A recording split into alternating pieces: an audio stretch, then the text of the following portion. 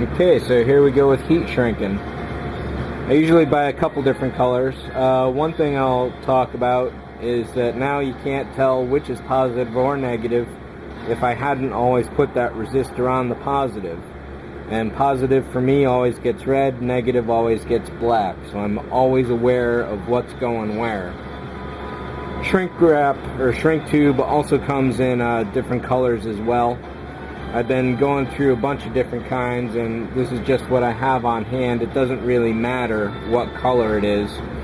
But next up, what you'll do is cut a bunch of lengths to the size you need. So for this particular one, it looks like right about here. What you do is slide that onto one side, and if it's a little extra, that's okay, assuming you're not paying too much. I get mine for about $1 per yard, so I don't mind if I waste a little.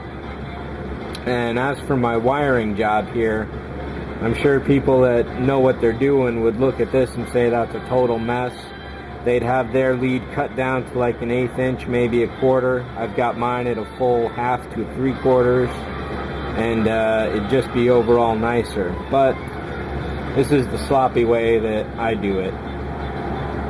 So don't necessarily learn from my bad techniques, but adopt them and make them your own. So I'll cut up a few more slices of this, and I'll tell you why I'm leaving this one blank in a few minutes. Okay, so the reason why I left one of these off, and I really should have got a little video of me applying this bit of heat shrink, but the only thing you need to know is to make sure you get it all the way down snug so there's no chance of any wire cross connecting. And the way I'll do that is I'll hold it upside down while I'm actually heating it, and I'll show you that process in a second. But the reason why I left that side bare was because I'm going to take this bigger piece of shrink, and now this will seal that up. So because the rubber's on this side, that's insulated.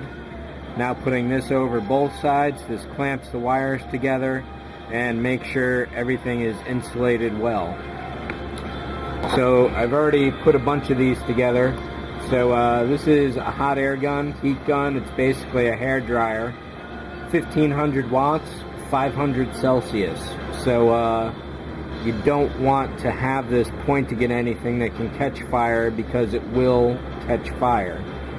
So give it a second to warm up. I'm just doing it straight into the air.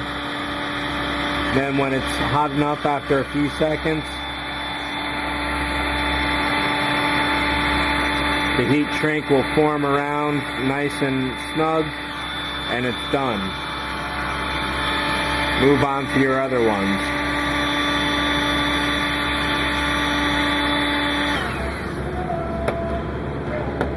So always keep the heat gun moving, and actually I hang this by the tail here because the head up here is really hot.